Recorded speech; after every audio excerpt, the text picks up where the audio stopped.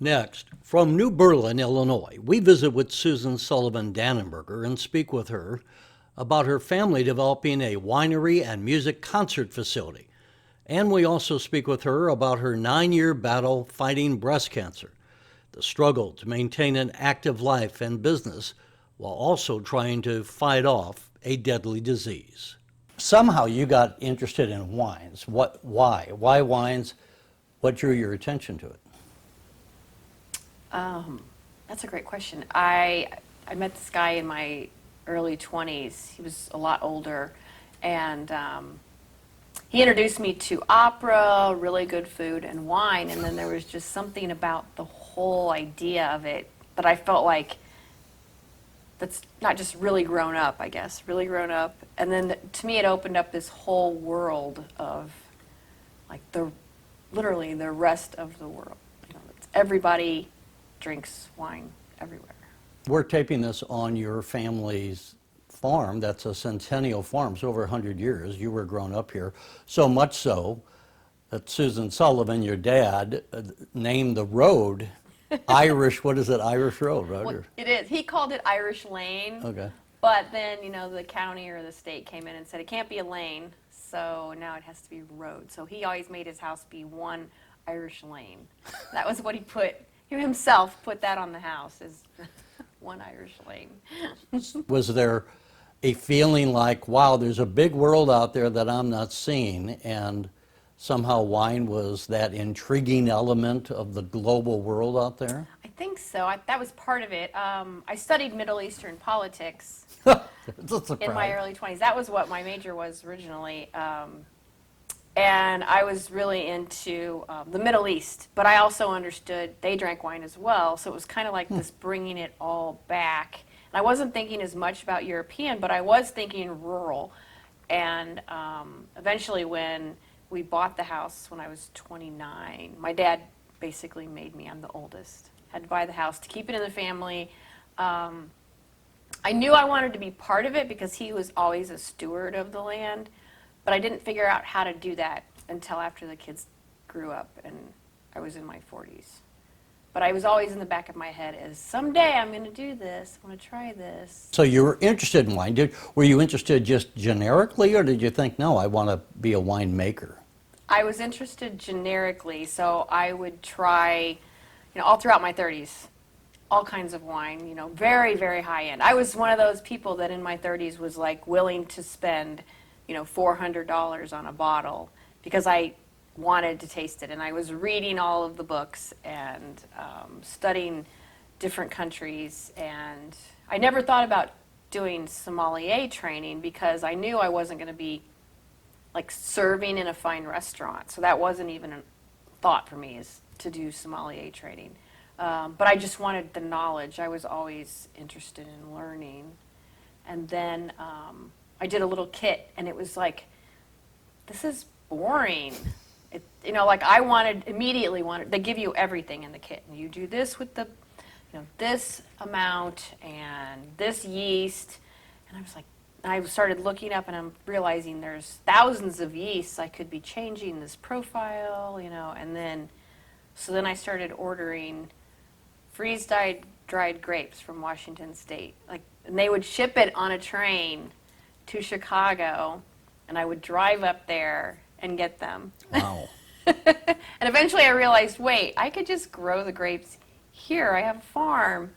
Oh, what a great idea. My dad was like, where the vineyard is now, it was evergreen trees. He had planted, you know, decades ago. And so it made the soil very acidic. So did you have to, oh, okay, very acidic, yeah. Yeah, we did. We took them out. When did you first make, you know, go from the kit to actually growing the grapes and saying, okay, I'm actually going to be, is Vintner the proper term? Yeah, 2007 is when I started going over 200 gallons. So you can do it as a hobbyist for less than 200 gallons or less. And so in 2007, we had started planting, and I also started, you know, I got tanks and I got actual federal approval and started it that way. So my 2009 was probably the first good wine. Yeah, I would say. And then Have you saved a bottle from that? I do have a 2009, and I have a few 2012s. Ooh, we should open. But the 2012 I opened a few months ago, I was shocked at how good it was. It was velvety. I was so surprised. Does the wine in a bottle continue to get better, or once it's bottled, is that the end of its development? It goes to a period of time where it does get better, and then it drops off, and you lose that fruit in the front. And then if you don't have enough tannins to back it up and to keep it kind of strong enough. So when we speak about tannins, what are tannins? So they are in the skins and then the seeds, and you really need that to kind of balance the profile. It'd be like if you didn't have bubbles in Coke and you just had flat Coke, you would know that something was different. So it gives it mouthfeel, it gives it the finish. I have a lot of powdered tannins of different profiles, to help with the front, the middle, the back. Not just the grapes, it's not just the soil and all that, it's part also being like a chemist. Oh, for sure. You have to understand acidity. I think that any winemaker that is professional has to at least understand, pH and acidity. But you really need to know more than that. You have to be able to learn how to balance a wine. When it comes in, you have to balance it ahead of time in case there's a problem, or throughout the aging process. So there is a lot of, filtration, stabilization, all of that. What have you learned along the way? And have you said, wow, now what I'm doing is so much better than 15 or 16 years ago? There's something to be said for being a newbie and really hyper-focused on making sure that everything is perfect. And then as I get farther along and I'm trying to also run the business, I'm doing less studying and focusing, and kind of like a mom with like the second or third child. And we should say, so you now have Danenberger Family Vineyards. I mean, it's fascinating what you've developed just in a relatively short amount of time, more or less over a decade. Yeah, it'll be 10 years in September. You added on a very nice building where you put on concerts. Music venue. We call it Wine Rocks. Because wine does rock here. Yeah, I mean, wine rock. Look at this place. And you've become, even though you're out, as we said earlier, in the middle of what was a cornfield, I guess, before, now you're kind of a stop on the route. I hope so. For Route 66. musical groups, coming Right. through, and they know that, hey, if we go to Susan's place, it's a great venue. She gets a good crowd coming out. It's a fun place. Yeah, we've had some huge national acts, some really big ones. We've become a big music destination. And then, each year we've added something new. So we added Sullivan's Lounge. We have the restaurant that we rent out, an on-site chef. And then we added the bourbon bar. This is more for mixed drinks and spirits, obviously, by the name. Yes, it and is. your son Clayton is quite the, I don't know what the term officially would be, but I say mixologist, and he gets so mad. I don't know. Some of them are traditional drinks, like an old fashioned, but he's also created several interesting cocktails. we go to fast food places. We want bang, bang, bang, let's go. If you sit at a light for a second after it turns green, someone will honk behind you to get moving. Right. Wine, it seems to me, aside from enjoying the flavor, is a way that you can sit down with friends and it slows the world down. And it allows you to just, let's have a conversation as you and I are having. But I've often thought a good conversation is like the best form of entertainment. And I think wine helps that. One, it obviously helps with the inhibitions Yes. to some extent, but also just that it slows you down. We're going to have wine, we're going to be sitting here at a table For hours. on someone's back deck or whatever, over a table, and just enjoy each other's company. People come out here to enjoy not just the drink, but their friends and the time and the experience. Yeah, because originally when I first opened, I wanted people to come out and taste wine, but then I thought they would buy some bottles and then leave. And so, kind of like what you do in Napa. And so at first I was disappointed. People wanted to stay here all day. It took me a while to kind of mentally transition that. And then it also was weird because I live here on the property. So at first it was like, there's people in my backyard. And so now it's taken 10 years, but I'm finally the complete opposite, where it's like I happen to live where I work. You literally live above the store. Yeah, right, exactly. So it's almost like work never ends. There's the lines are definitely blurred. It is Monday. I would imagine the weekend was a busy time, but I mean, is Monday your quiet time? Or? Usually Mondays and Tuesdays are supposed to be my days off, but they never are. They're more for like paperwork and catching up. The business of the business sucks my soul, I swear it does. It's like not the fun stuff. And then of course back to like checking on things in the tanks.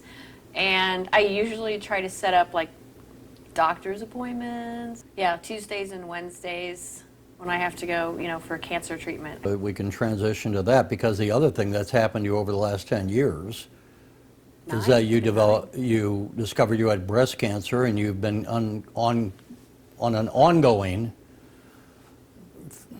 trip, treatment, yeah.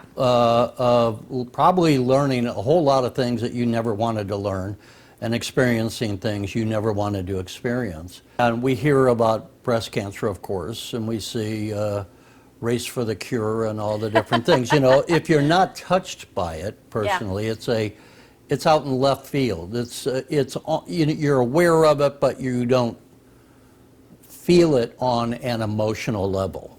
And who we are and how we develop is because of the emotions we've gone through. When you look at yourself, how you've changed, how you've developed, it's been an arc of your emotional growth, not so much your intellectual growth. If anything, I would argue, and I think, not to tell you about your own life, but that your intellectual understanding of the world actually followed your emotional growth. And as you just said to us, I thought one thing, but I've completely turned around, because emotionally you saw and came to understand that what people wanted was something different than what you intellectually thought they were coming here for.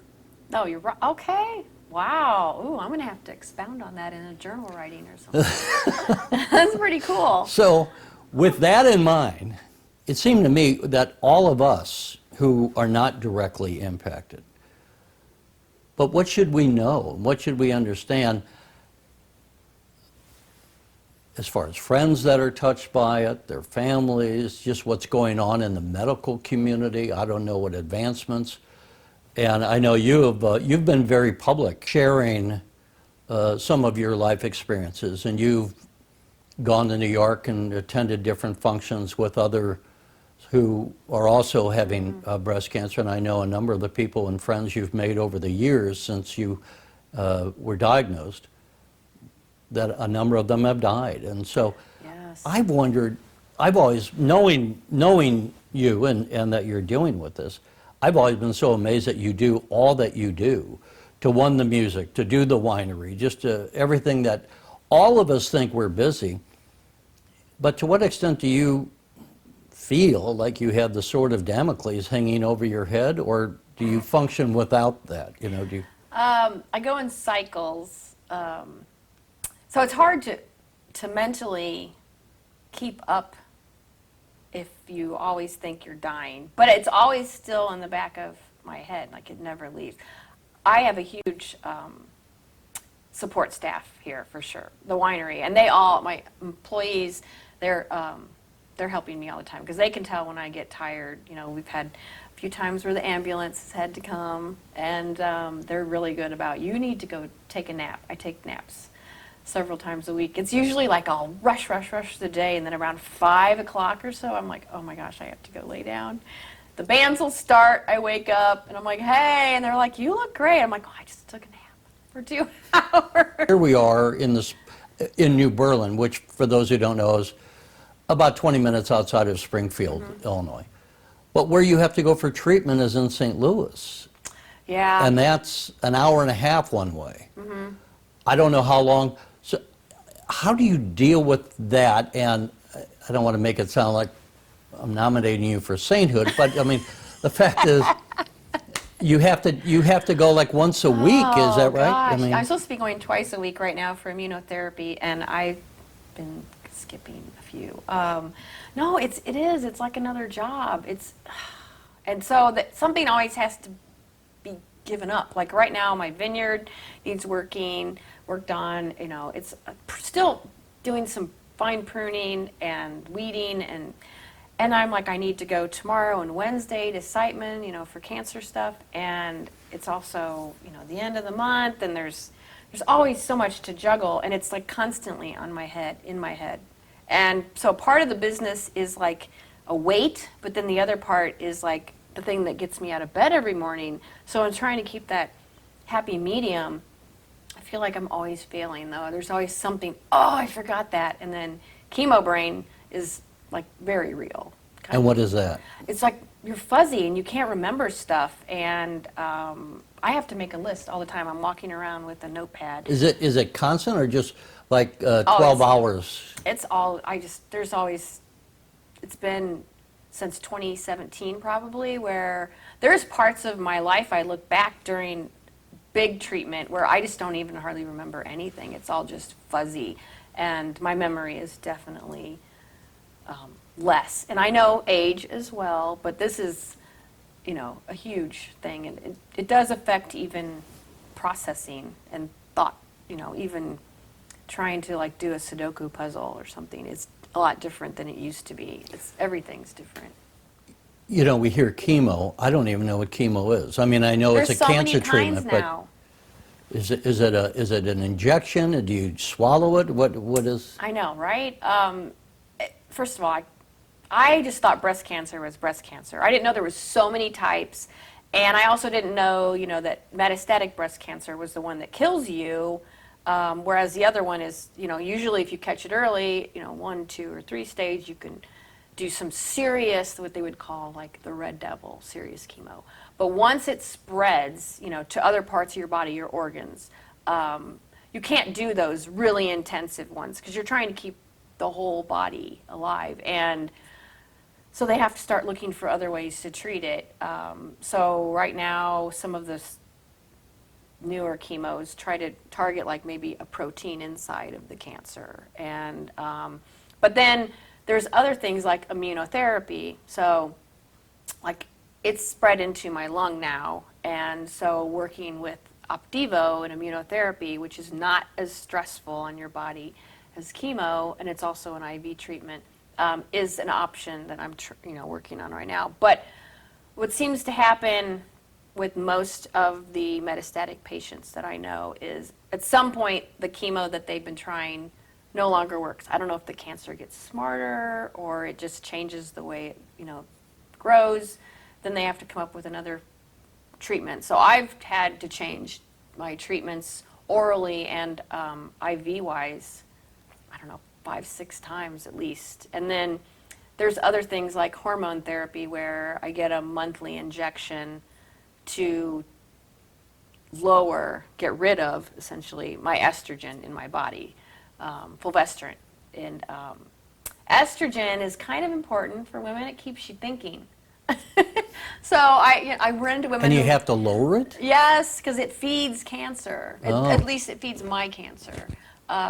So I know a lot of women, and they go through menopause, they're like, I can't think, I can't remember words. And I'm like, estrogen, it's from the estrogen. And then, of course, insomnia, that also increases insomnia when you get rid of your estrogen. So it's hard to go to sleep. And then, of course, your mind racing at night, worrying about your business and how much longer you're going to be here, definitely adds to insomnia. So it's like a vicious circle. I don't know, you know, like the chicken or the egg, which came first? I don't know, but it's racing. When were you diagnosed? 2014. So just yesterday was my cancerversary for my first surgery. It was the spring of 2014. I felt it in the shower. I felt the lump. It was a pea-sized lump, and the winery had only been open like 9 months. Oh. And I was like living my dream, like this is amazing. And I was like so annoyed And the doctor that I saw, he loved my wine. Just so happened that it was Dr. Wichterman, and he also had a Is he family in St. farm. Louis or here? Here in Springfield. He had a family farm. So he'd known my parents like his whole life. And his dad was the family doctor in New Berlin originally. And then Dr. Wichterman, next one, became like a surgeon. So he was my first doctor. And he's like, well, let's just get this out of your body so you can get back to work. And I was like, yeah. I didn't take it seriously. I didn't even do research. I don't know if there was Google back then. I think there was. I didn't do any of the WebMDs. I'm like, let's just get this out, get this going. I was so naive. So then, a month later, they're like, we didn't get the margins, and now you got to do radiation. And I was like, all right, hurry up, get that done. I didn't have any idea. I wish I could go back now and tell my former self, not to do it that way.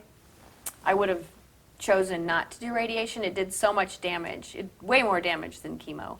And it affected me for the rest of my life as far as, now I have heart issues. It affected how my skin healed. So many things. I would never do it again. I can't tell other patients that, but for me. I was just listening to Dan Bongino, does a radio, used to be on Fox, former Secret Service agent. So here is a guy that would work out in the gym and all as a Secret Service agent and constantly be, in shape. He had a cancer, and he was just discussing it recently. And he was saying how his heart was damaged by the radiation. Mm-hmm. And so they don't tell you that. He really can't work out like he used to, just because his heart has been impacted. And so it really can, the radiation, and I know nothing, I'm just repeating what I heard, mm-hmm. But it's a permanent change in the physicality of your body. Yeah, I had a heart attack this last January. Oh my God, I didn't know. I know, right? So I had 3 different instances, and then later, of course, when I went in for blood work and they found the cardiac enzymes, they're like, so one of those 3, and I don't know which one, they were all horrible, scary more, but then at the same time, I'm always the person like, no, I'm fine now. I should have gone to the ER and I didn't. I refused the ambulance and everything. So I'm really lucky. So now I'm going through, some things we're going to do. They think it's the electrical portion. First they checked, a couple things like the structure and now they're like, okay, it seems to be the electrical portion because my heart will not beat or skip beats or, I pass out. It works, it doesn't work. So now we're working on that. That's the next thing. Yeah, this is constant. The next thing, I'm glad I didn't know. Can they tell you anything as far as you're getting better or maintaining, or how do they judge if they're on the right path for treatment?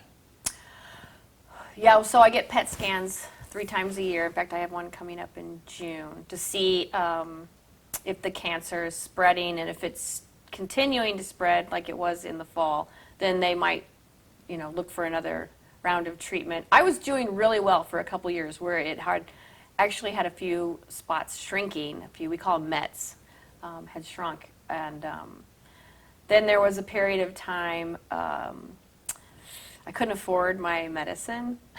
And I was that's behind. That's another reality, right? I know, just yeah. that again, if we're not going through it, if someone says it, it'll be, oh well, that's understandable, but we don't know how does that impact you. How does it impact like anyone when they're tight on money? I mean, it's another concern. It's another thing weighing on you when you really don't need one more thing piled on your back that you got to carry. No, that's been the hardest probably of all the things to deal with is the financial impact that cancer's had, because it's been 6 years and honestly, they didn't think I would live this long. Most women that get it, most men and women that get it are 3 to 5 years survival rate. And I'm at 9, yeah. Yeah, so over the years, my medical bills, even with, my deductibles, still, $20,000 to $40,000. And then there's the oral pills that I take every day. And they've been as much as 13,000 a month, and Oh my God. as for a while there, I had a coupon, and it was like 2,200 a month, and that coupon was no longer being taken in the fall, and I didn't have the money to get my medicine anymore, and that's more than a mortgage payment, honestly. So I went for quite a many weeks without it, and then only because some current cancer patients that had their medicines changed sent me some of their Verzenio, and then the doctor's gotten me some samples. It's been tough, though, I'll be honest. There's been periods where I might have a week or two where I just don't take it because I don't have it, and then and at first everybody wanted to help, which is awesome, but people forget and they go on with life, and but I'm still trying to figure out how to pay for it. It really goes to part of our national conversation about healthcare, and again, this is where we, and I'm guilty of it too. I've been covering politics for 30 years. It's easy, to go back to what I was saying earlier, to look at it on an intellectual basis, but the emotional reality of the struggle of treatment, and then to say, oh my God, it just financially, no matter how much one might have done well in managing their finances, no one sets aside $13,000 a month, so that they can have money to take medicine that will keep you alive. At first, it's less scary. In the beginning, I was thinking every day that, oh my gosh, I could just imagine the cancer growing. But now that I've been kind of off and on with my medicine for the last 6 months, it doesn't weigh on my head anymore because I just had to let it go. I'm like, I can't do anything about it. I've written to Blue Cross, and they have picked up some of the costs, but it's still thousands a month. And there was a period where I was 5 months behind on my mortgage. I mean, I'm calling, rural electric to say, I can't pay this week. Can I pay next week? And it's embarrassing. And I'm behind on bills with the winery. It's embarrassing. It's, especially when you owe like local businesses, and you can't blame cancer for everything, you can't. Well, I would say you can. You can't, though. People are, okay, here we go Well, again. that's the reality. Yeah. Obviously no one wants to hear that they're not going to get paid, but I know. but it is the cause. It's not that I can't pay you because I'm taking a trip to Europe. It's. I know. I've always wanted to do that, and I can't afford it either. I don't have any answers for that for this, but I think it's something for all of us just to hear, and just to to know that's part of the background. And you're too young, on the other hand, to get Medicare. Some of the different things that might otherwise help. So it is a struggle. And if you don't want to talk about this, how has dealing, all of us know that we come with an expiration date. We just don't know when that is. And so we face our own mortality typically by tucking it under the mattress and trying not to ever think about it too much, which is good. You don't want to wake up every day thinking, I'm going to die someday, Yeah. But when you're dealing with a disease like this that has such a track record, and you can't hide from it because you're constantly having to deal with it, how do you deal with the aspect of your own mortality and balancing on the other side of the equation living life? Because you don't want to be waking up morose every day. Mm-hmm. And that's why I outwardly look at your life and some of the things you were just out visiting your son in Colorado. You went out, he's in the military, you say, at Colorado Springs. In Colorado Springs, of course, you have the mountains, you have like Seven Falls and Manitou Springs, and you went Yep. climbing up the. Yeah. I mean, you seem to be very physical, I challenging push my yourself. limits. I do. I can't do as much as I used to, but I love adrenaline rushes, so I'm out there seeking it, and I don't know if it just makes you feel like it definitely puts me on a high, and I'm always like, well, I think it is because of knowing I'm terminal. I mean, we're all terminal, I guess, but knowing that that could happen, in a few months even, it's like, well, I'm just going to try it because what's the worst that could happen? So I'm always looking for things like jumping out of an airplane or. Did you do that? I have done it a few times. Yeah, I would like to actually be able to do it without having, tandem. I would like to do it by myself. That's definitely. And there's a spot in St. Louis, so Clayton and I a few times have done it. I go down a little early, like before chemo or something, and do it then. I'm looking for those rushes all the time. But there's always that worry with the winery, like, is this my last vintage of wine? I think that every time when it's harvest time, I'm like, is this going to be the last one? Am I going to be able to finish this? Because I have, 2 years before it's going to get to bottle at least. So I'm like, am I going to get to finish this one? Is this going to be the last one?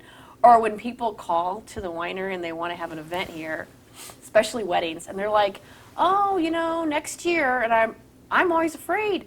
I'm like, what if I'm not here? And if I'm not here, is it going to keep going? Like, this legacy, I want it to have a legacy. I want it to keep going. But it is always in the back of my head about what's going to happen to this place? What's going to happen to the wine? What's going to happen if I'm not around? I mean, but you also can't have that feeling like you're the only one, Life goes on. Right. Well, and I mean, I often think that we learn from each other, and this is where we've got, so many people are struggling. We don't, I think it's true, we don't know other people's struggles. We don't know if their marriage is breaking down, if their business is going bankrupt, if their kid has cancer, whatever, and so for you, I mean, this is where one of the reasons I wanted to talk to you, it's like, I just outwardly thought, how do you deal with all that's on your plate, as we said, the winery, the music, and then dealing with the cancer, but you do it. I mean, I'm amazed just looking outwardly at all that you just like, you're like the little steam engine that keeps going. I don't know, I don't feel like that.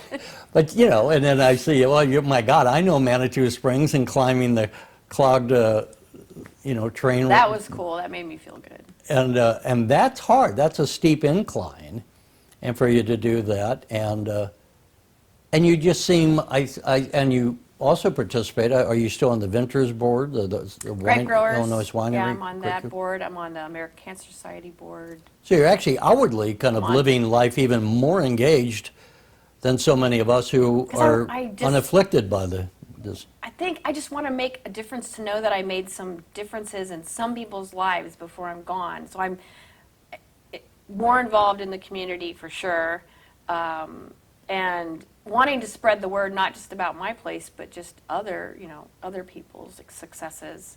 I've been surrounding myself with some wonderful, impactful friends that are doing different things in their lives. Even you, like everybody that I spend time with now is like-minded in that they want to learn and they want to help. And that's the most important thing that you can do, in your life before you die. You want to be helping people, and that's what keeps you going. And then, my other little dirty secret is I pretend. I'm terrible. I started that as a kid, and my mom always would be like, smile, have a smile. It's like this thing with Midwestern people. You act like everything's fine, even if it's not. And I don't know, fortunately or unfortunately, I'm really good at it. So, like fake it till you make it kind of thing. But also that's kind of sad, because I don't know that everything can't be perfect. And sometimes you just have to let that shield down. As we tape this, we've had a great spring. A lot of times in the Midwest, we go from snow on Monday to 90 degrees on Friday. But this year we've had a nice spring. And to We'll that pay end, for it, though. probably. But I was just sitting on my back deck, and it was just, I just posted on Facebook, I wish I could bottle this day, because it was just, the temperature was perfect, the moment was perfect. In fact, No bugs yet. not too bad. And I even had just a glass of wine out there, and it was just, to kind of savor the moment. And maybe I think we're always going to have something on our plate. I think that we, as people, as Americans, we're optimistic, but we also sometimes in the back of our mind think that we're supposed to achieve nirvana. We're supposed to find some time period where we have nothing on our plate and everything is good, and I think that's a false reality. And because sometimes we hold that up, we feel less than, because we're not we're not running on 8 cylinders. Maybe we're running on 6 cylinders. Maybe we got a happy family life and a good business, but whatever. We tend to sometimes focus on the little pebble in our shoe instead of all the things that are going right. That's a great point. Well, and I think that that's something that, with that in mind, none of us get out of here alive, as we said, but we can savor the moment. We can savor the friends we have. We can savor the life we're living, to the extent that you got to be a vintner. You got to do things that you only had thought, it would be fun, but I'll probably never do it, and here you are doing it. You're having an impact on your life. One of the great movies that everyone loves, It's a Wonderful Life. And what did we learn from that? That everyone who lives touches the lives of so many others in ways that we don't even imagine. And even through this interview, I mean, I don't know, to someone who may hear your story, and maybe, we don't know that they're maybe going to be diagnosed with breast cancer 6 months or a year from now, but might take something out of your own story and how you've lived your life. So I think that's something that we can remember and kind of hang on to. I've had women come here specifically just to talk to me about the breast cancer, like somebody's in their family or they just learned, and they wanted advice, because I'll be honest, when I first found out the second time, I had no idea what to do next. And, the doctors tell you what to do, but that isn't always the right thing. So those are some of the most meaningful moments, is when somebody comes here and, I saw you, I read about you, I did this, and and we sit and talk for a couple hours. And some of it is great for me, because I'll hear and I'm like, yes, that's exactly right. That's what I do. Or I'm giving advice. Sometimes I'm getting advice. The breast cancer reconstruction that I had done after my first one, I learned about from some women who came here.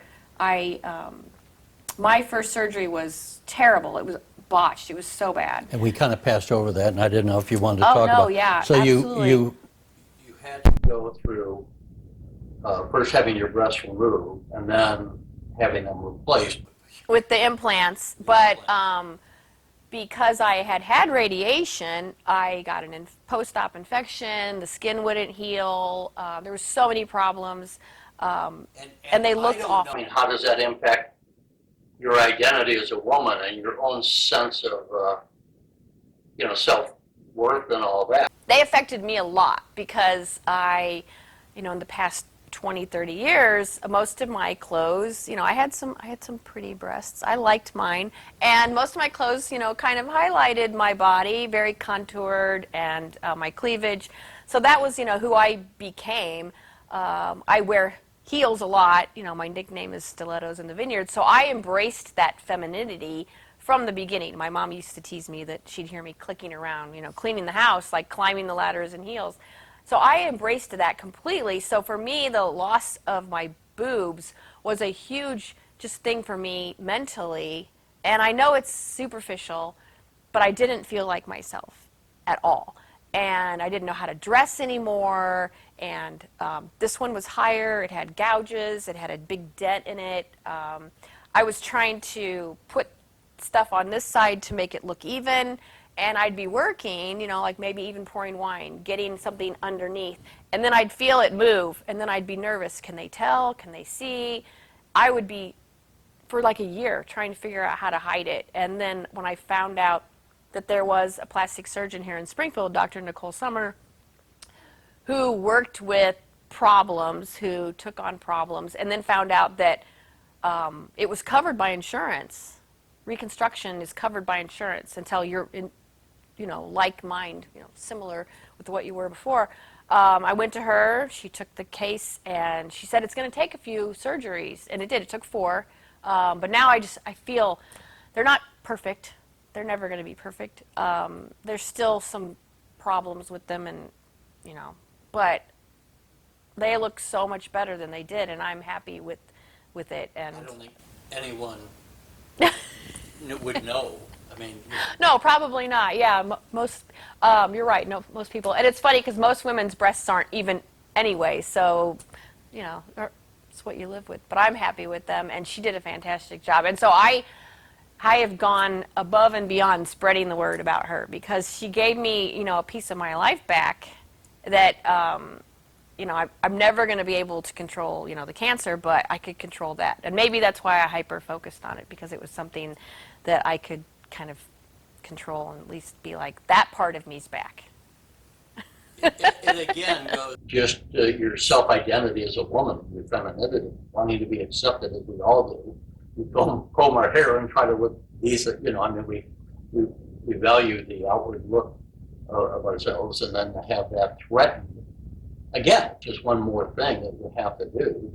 And I suppose it sounds like, so much of our lives is like, there's always some different mountain to climb, right? I mean, and then sometimes you get that one done, but then now what are you going to throw? There's I know some other challenge coming at us, and then when you maybe you win the lottery and you don't have finances anymore, probably something else though. Something else will come at you. Well, I guess you should ask people to help you, because I have spent most of the time not doing that, and now every once in a while I'm thinking, well, I don't want to bother somebody. I've been doing this myself. I know there's eventually a time period where I'm going to have to give in and have people help me, so I think you should start that way. Yeah. And, honestly, I've learned so much, and there's so many cool things that have happened to me. I don't know if I would go back and change it, because maybe I wouldn't have some of these interesting things happen. I don't know. Susan Sullivan, it's been great visiting with you. Thanks so much for joining us on the Illinois Channel. Thank you for having me, Terry. I appreciate it.